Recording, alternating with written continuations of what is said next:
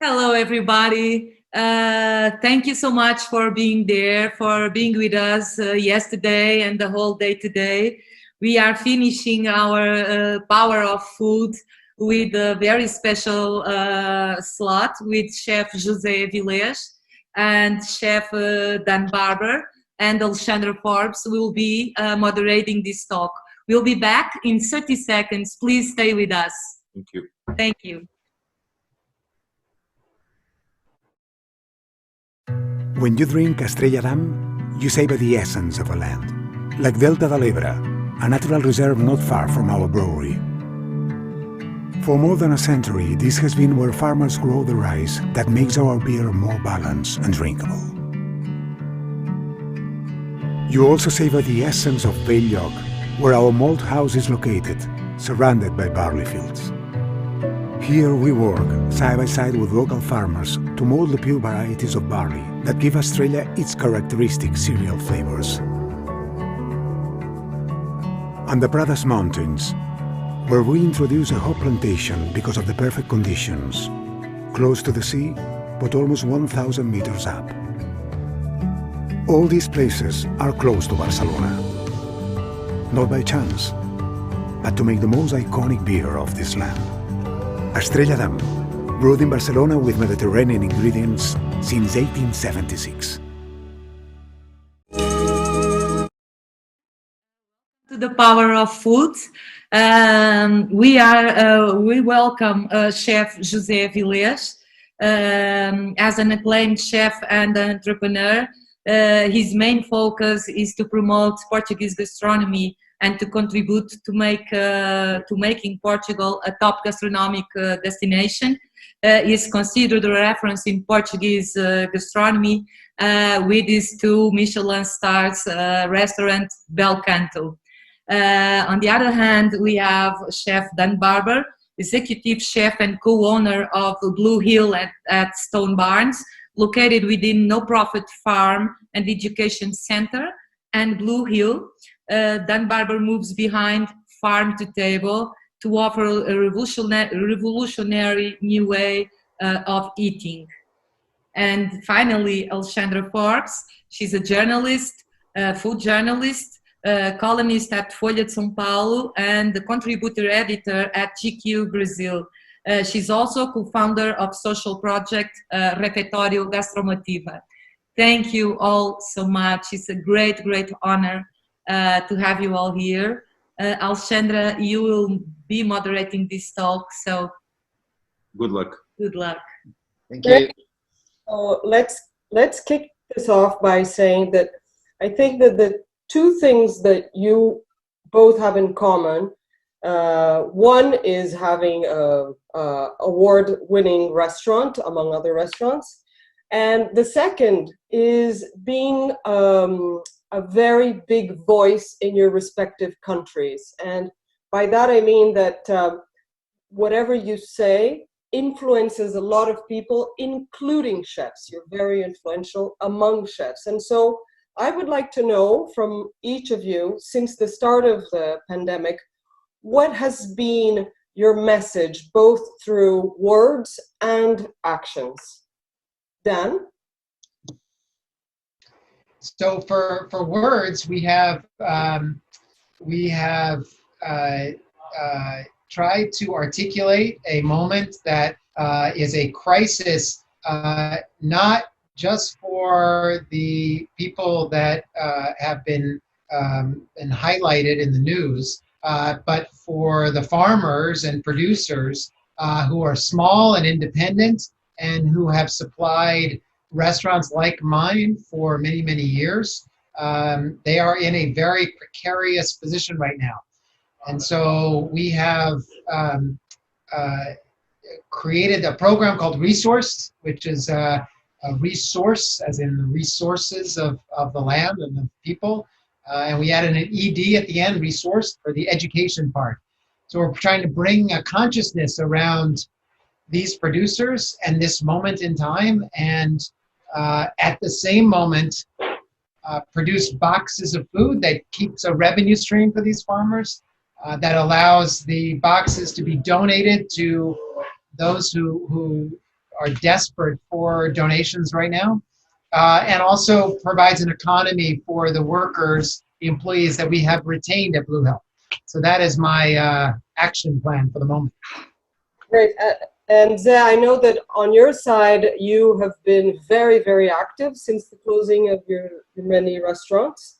You've been cooking for the elderly, among other things, and also getting involved on the agricultural side as well, right?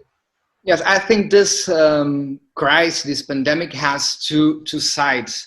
One that we talk about the health issue and the virus, and that causes a lot of death and a lot of health problems.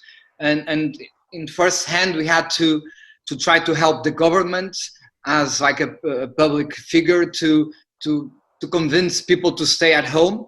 But as an entrepreneur, as a businessman, we always have to think also about what is going to happen next. So it's something that the health and economy, they are very close.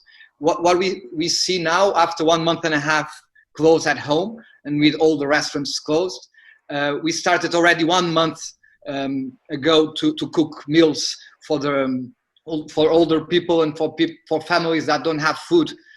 After 2 weeks, they lost all the possibilities of having food, and we are doing now around 1,200 meals a week. We are trying to support all our employees also at home, but we just offer a basket full of ingredients for them to have like extra this month.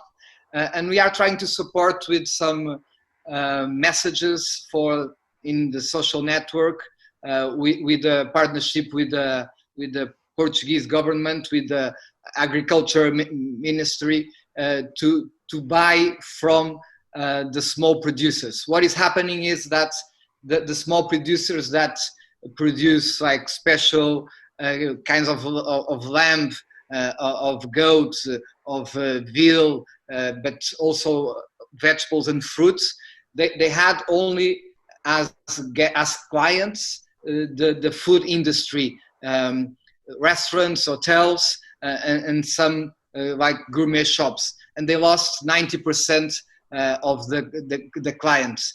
So we try to get them direct line with people at home. So they are now creating a new market and selling directly to people at home. So for you to have an idea, like 2 weeks ago, we started to promote some kids from like goat kids from Trás-os-Montes, the north of Portugal. And they, in 2 days, they sold 800, and they had like 3,500 orders, and they sold absolutely everything. And now they are thinking that could be the future, instead of having like brokers in the way. So that's the thing that we are trying to do, but concerned about the future, about the restaurants, about all the people that we have in our company. I know that Dan has been working in the same direction from what I've read. My question to you, Dan, is do you think that maybe some of these small producers put all their eggs in one basket, the basket being fine dining restaurants and gourmet shops? Would they have been better off today if they actually made their products available to people like myself? Yeah, so if I had talked to you 6 weeks ago, I would have argued very strongly that the most secure, the most resilient, the most promising food chain is the direct connection between a farmer and a chef. I've been arguing that my entire life, actually. And you probably would have agreed with me six weeks ago, because chefs built the farm to table movement. We've shed a light on it, and we've deepened the relationship between consumers and farmers. And using our broadcasting power, we've done amazing things, and that was considered a ironclad, resilient food connection. And it turns out that COVID has exposed it for the weakness that it is very quickly. We want to shake the hand of the farmer that feeds us, but now we can't shake the hand of the farmer that feeds us. And in fact, the farmers that relied on restaurants have been exquisitely vulnerable all overnight. So the answer to your question is, yeah, it's very humbling. And one of the reasons that I started we launched the resource program was to connect with these very farmers, because there are quite a few of them that are almost exclusively suppliers to Blue Hill. And I'll just add one more thing to that. I was the one, I not only enabled that, I encouraged it, and in some cases demanded it, because I didn't want to share this incredible farmer with an incredible chef like Jose, and I was very greedy about it. And that is not, in retrospect, even though I always paid the bills, and even though I was providing advance money for seed work and for infrastructure work, this idea that there was one customer is dangerous. And so I've learned a lesson. I think that another aspect of this, of the problems that small farmers are going through, is the actual labor. I'm speaking right now from Bordeaux, where people that have white asparagus and the earliest strawberries basically have no pickers, because French people don't pick anything anymore, and they depend on people from Eastern Europe that are not allowed in. I spoke a couple days ago to José, and he said that in Portugal they're having the same problems, and even though the seasonal workers come from different places.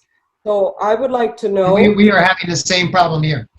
Exactly, and especially during these sensitive, let's say, political times in the US, where the immigrant topic is very, very, very touchy. Who's picking your produce, and do they have a reason to pick it? Is it worth it financially? Yes, maybe the largest problem here is the labor issue, which is very hard to talk about because it's not something that draws people's attention. But an agricultural system that is healthy is an agricultural system that's diverse, that's rooted in diversity. That's its keystone, is the diversity. And the biodiversity is what enables soil health and enables ecological functioning. And it's also what gives our menus spark and life. It's what makes food taste good, period, and nutritious. But it's expensive, because monoculture, one crop or few crops, is much easier to harvest, but much less delicious, much less nutritious, and ultimately degrading of the environment. So what we've come to very quickly is a labor issue. Who is going to be a part of our food production for the future? If our borders are closed and our culture is not demanding that more people be a part of the food culture, the food production culture, as well as the gastronomic culture, then we have a very dark future. I know that in Portugal, Zé has even gotten quite involved. Like I said before, there have been serious issues with especially fruit picking, if I'm not... Yeah. In Portugal, what is happening is like the small fruits, like strawberries, raspberries, blueberries, that especially restaurants and hotels buy it. Actually, it happens also a lot with flowers.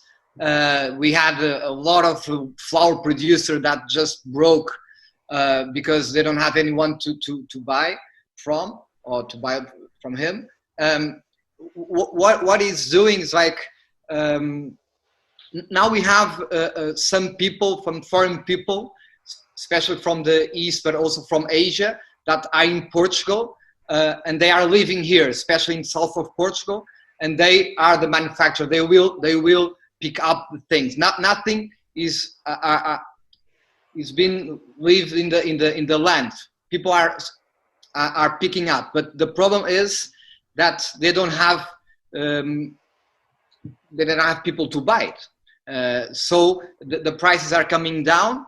What they are doing is the government is trying to give some money to deliver to social institutions. There's going to be a big problem, for example, with the white wine and with the vinho verde, because this year production, because they sell in the same year, they are trying to distill, to make alcohols, to do another thing with that wine, because they know that they're not going to. Of course, I'm talking about wines that they cannot stay 1 year in the bottle, and they are not going to sell it now. So are not like high quality wines. But the thing is, when we're talking about economy and not only gastronomy, what is happening around food economy is like, even the ones that don't do great products, they need to survive. And what is happening now is like the ones that did great ingredients and had fine dining restaurants to sell, now they're closed and they don't know what to do. And so now we are trying to, and because Portugal is a small country, it's easier because they are coming from the north to the south in one day in small trucks to sell all the things that they have, or part of what they have. But even the ones that produce in more scale, not so good ingredients, they have big problems now. And they are, what is happening in Portugal is because many people is losing jobs. Some are coming back to the fields to try to pick up the fruits. Then they will pick up the cork in this May, possibly. There's a lot of things in the countryside now to do for people that are losing jobs in the city. But the thing is that they don't have the skills. So they need to learn the skills to do it. But is what we are trying to do inside, not to bring other people from around. In around Sao Paulo, there are that's where most of our vegetables come from, that supply all the restaurants in Sao Paulo. And what's been happening there, and I'm talking because Chef and Barber is a New Yorker, so there are so many similarities between these two huge cities, is that the farmers have been simply going over with a tractor and just I don't even know the verb in English, but they're tilling the soil with all the salad and the roquette and the lettuce and all that still unpicked because of the lack of people to sell to. I would like to know, Dan, is that happening at all in New York? Do you know of farms where farmers have simply decided not to pick, either for lack of labor or for a lack of market? It's coming, but we are just now entering into the spring season. You know, we're coming out of the winter, so there wasn't a lot to pick over this last month. But now we are looking at a spring with some of these farmers with very diverse crops and a lack of labor, imported labor to do the work, and then the market to service. It's both, because restaurants bought into diversity. They always have, and bought into varieties that people at home aren't as interested in cooking. This is true of vegetables. It's true of cheeses. I mean, all the cheesemakers who are making exquisitely craftsman-like cheeses have switched now to mozzarella and Parmesan-like cheese because it's all what people want at home. And then the fisheries that are the local fishermen that we are trying to buy as much as we can from, you know, nobody wants to cook interesting fish at home if they cook fish at all. So what this teaches us is that restaurants and institutions like us were instrumental for that biodiversity from the seed all the way through the system. And farms may survive, but what they will cultivate will be a deadened landscape comparatively. Now, I feel that you've both painted, showed what's going on, but I'm still curious to know what is the way out. Because now that we've understood how bad it is, what do we do? I think, in my perspective, sooner or later we are going to open the restaurants. I'm sure that unfortunately this industry will suffer a lot. So many restaurants will not reopen again, but others will. And I think that will be more and more concerned about buying from local products, local productions. So I think that, and when Chef Don Barber said that maybe he did a bad thing controlling or trying to be greed, having the producers only for him. I'm sure now, and he's saying that he helps them a lot. So I think chefs will be forever the ones that will have more voice for the producers. So I think that we're going to buy again from them, but especially I think that in very difficult times, people find a way of doing things better.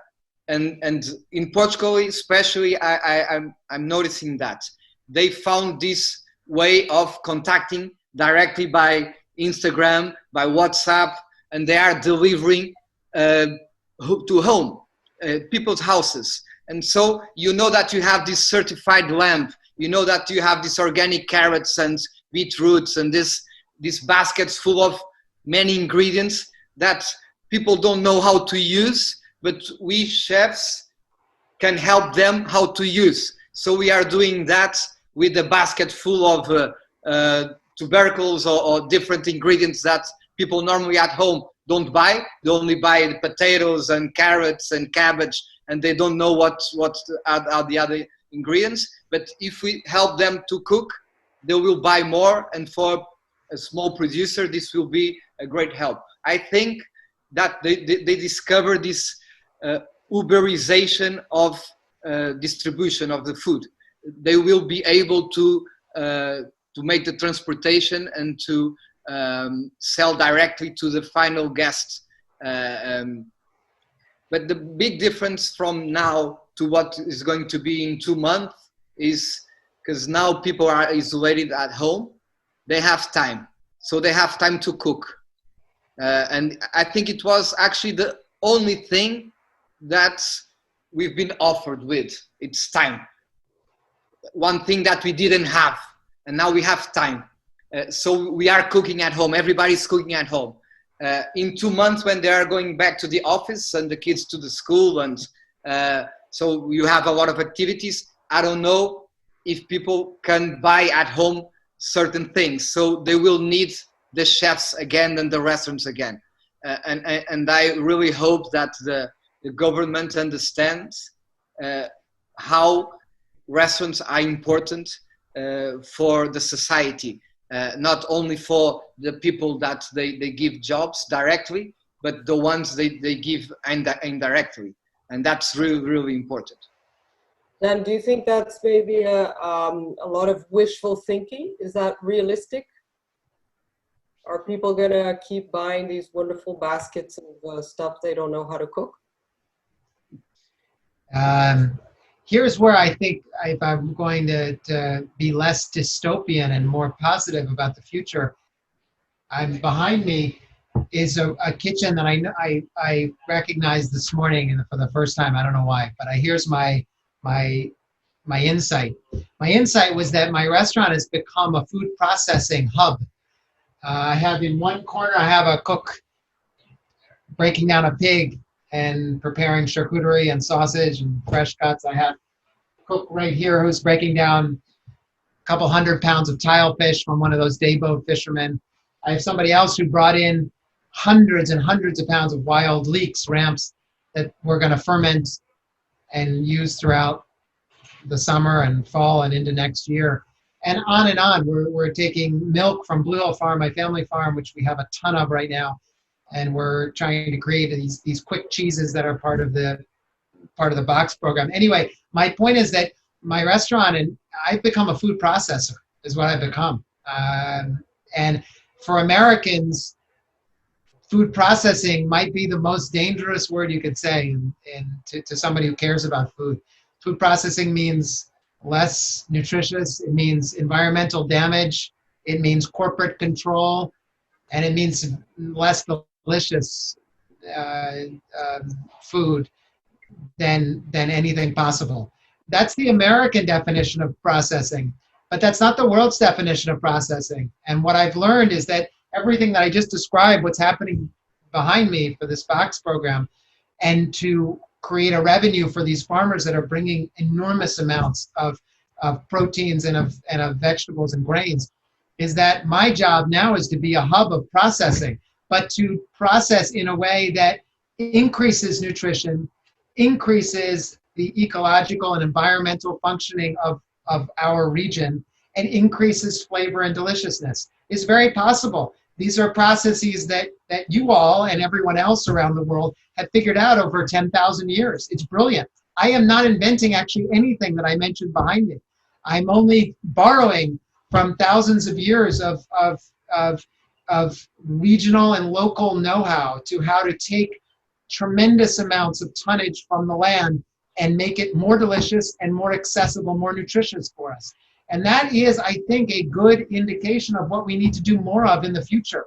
And for Americans, we need to think about food processing in a different way, and we need maybe to look to restaurants and to chefs to help lead us in that direction, because that's where the farm-to-table model could be improved as we come out of this. This direct connection between a farmer and a chef is, as we've explored, is really not that strong. And one way to make it stronger is to create a regional infrastructure for food and food production that has many different outlets for this food.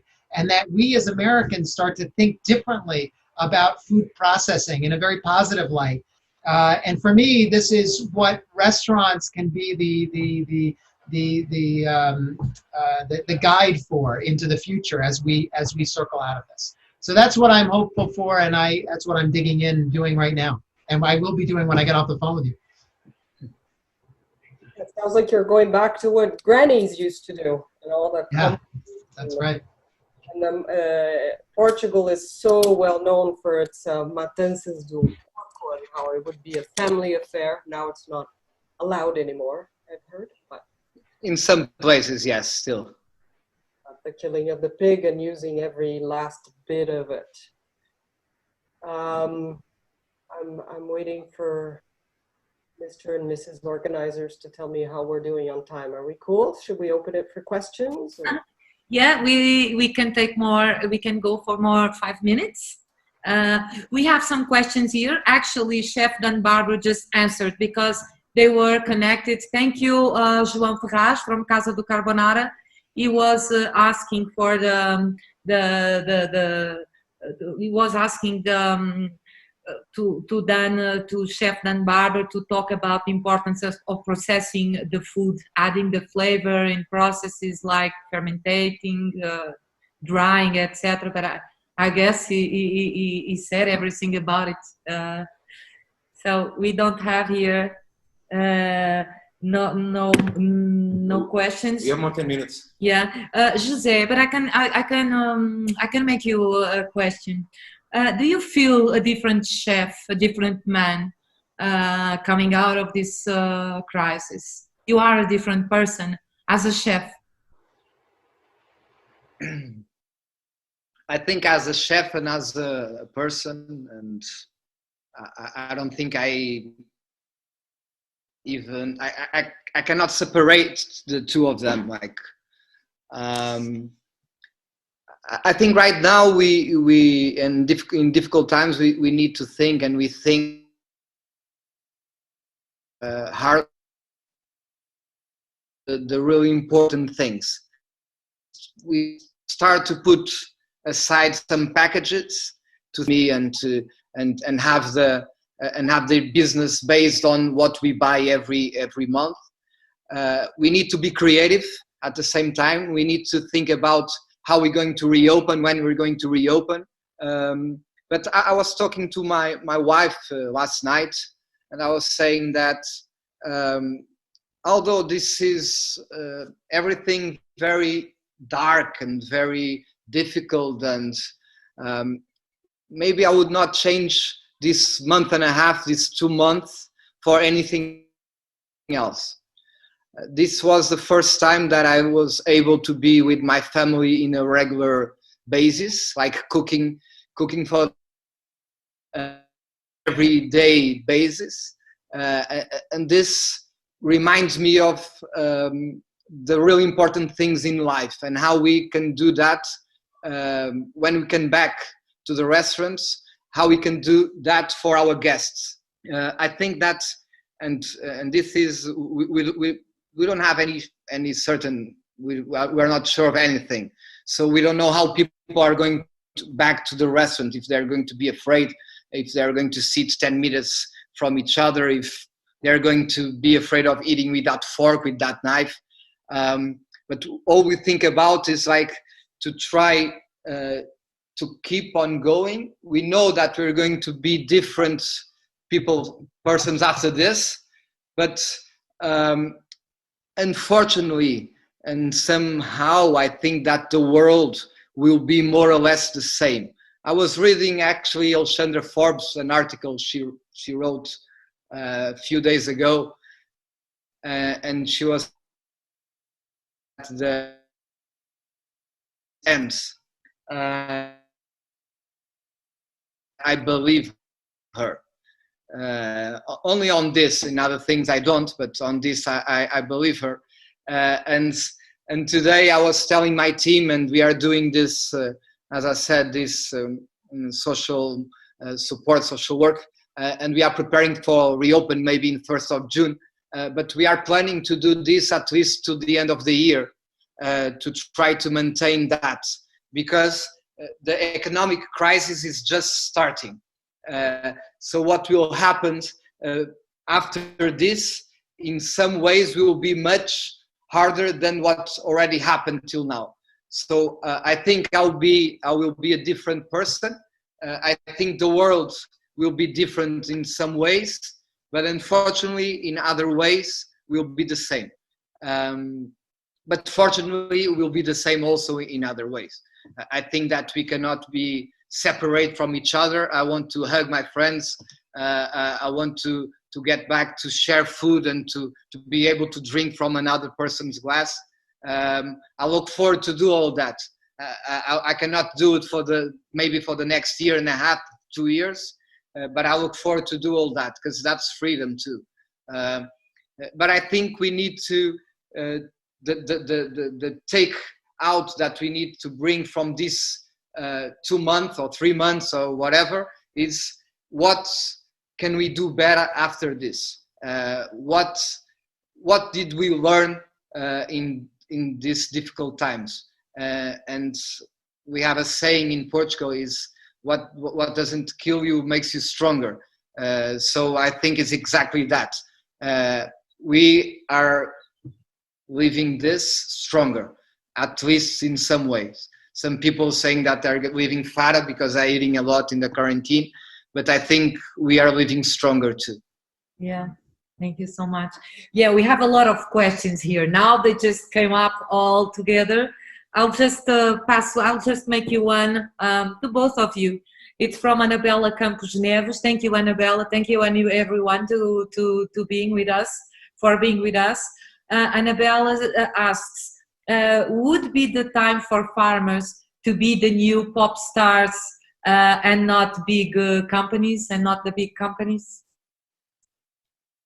Chef Dan, please. It sounds like now's the time. Yeah, they have a major role. Yeah, they do. They do. And I really like the phrase you said in Time magazine, that you feel like you're in the shoreline and you see a tsunami coming. So I think that is I see a parallel between that beautiful phrase and what José was just saying, that you both seem to agree that this is only just starting. So how do you reconcile your optimism and your pessimism? They seem to co-inhabit. I've never been accused of being optimistic. But you do seem optimistic when you describe everything that's going on behind you. I am, you know, it's funny, maybe I described it as that, but I also, the revelation I had this morning was like, why haven't I thought of this before?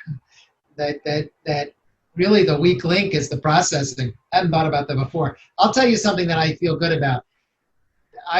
We took 3 cooks who were out of work here, and we gave them 3 small pieces of grass at Stone Barns, at the farm that's right outside these windows. 3 beautiful pieces of grass. And we said, plant your dream garden. And the farmers who are here are helping them plant this garden. It's just amazing. You know, it's a little bit like farm to table in reverse now. The farmers are helping the cooks. It's great. And the farmers drew up a kind of recipe for the cooks to follow. It's really a recipe.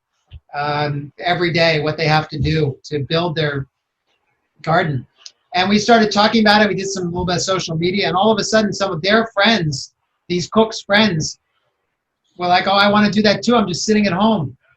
So they went out and they took some grass and they shoveled it out and created this small little kitchen garden. And then more friends and more friends and more friends. So here we are 4 weeks later, and we have, I think as of this morning, we have almost 100 cooks from Uganda to Denmark to Japan to Mexico, New Zealand, Greece, all over the United States now. There's about 100 cooks. And we've created this program that, I don't know, we didn't even create it, it just happened. It's called the Kitchen Farming Garden. And everyone around the world is following this recipe of how to build a garden. You just need a shovel and some seeds, that's it. And you're taking unproductive grass and you're plowing it up. So I don't know where this is gonna go, but to me, when I look at these cooks and I see pictures of them, I think that this is a moment. This is the refugia moment, you know, refugia. It's the moment to say, you know, we're closed, these restaurants, but we're not gonna allow big agriculture to take us over. And we as young cooks want a restaurant to return to where we're using the kind of ingredients that make us real chefs. And so they're putting a symbolic stake in the ground.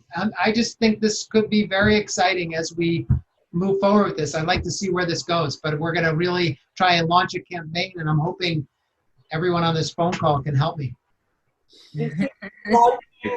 The table to farm movement. Yeah, exactly. It's a beautiful way to finish this talk. It's a great message. I hope everyone who's hearing us can be part of this movement. Thank you again to all of you for being with us. Thank you, everybody.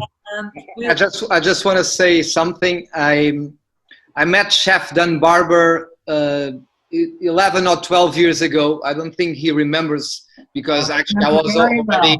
No, I remember very well. I was already a big fan of Chef Dan Barber. It was in Bilbao. We had dinner together before presentation.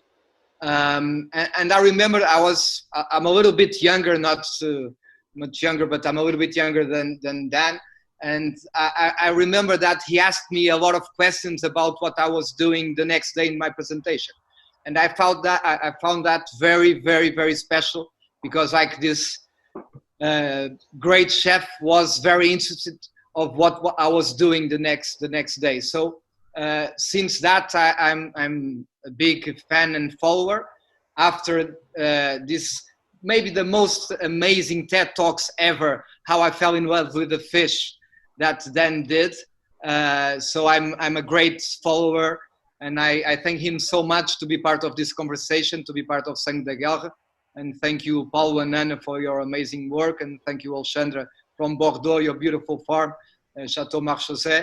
It's a pleasure. Keep safe, and thank you all. Thank Thank you you all. very much. And Beautiful. it's time to thank our partners. It's time to thank to everyone who joined us for on these 2 days. We thank again to Estrela Damm, Lisbon City Mayor, São Pellegrino, Nescafé, Alaska Seafood, Esporão. Without these partners, this couldn't be absolutely possible. Thank you all. We thank also our friends, Monica Besson, all the... There are lots. There are a lot, but all the moderators of these talks, Yeah, all the everyone. friends that listened to us, that gave us tips and advices and suggestions, we thank you all so much. And we thank also to our dear team. We have been working like crazy these last 2 weeks. 6 persons to do this. Yeah, we thank to Inês Tainha, Marta Talhão, Inês Músico, Mateus Miranda, and Paulo Barata. Yeah. I think I'm you. I'm the husband. So Thank you so much. we say goodbye. Thank you Till all then, for your precious time. all the luck. Bye-bye. All the luck. Bye-bye.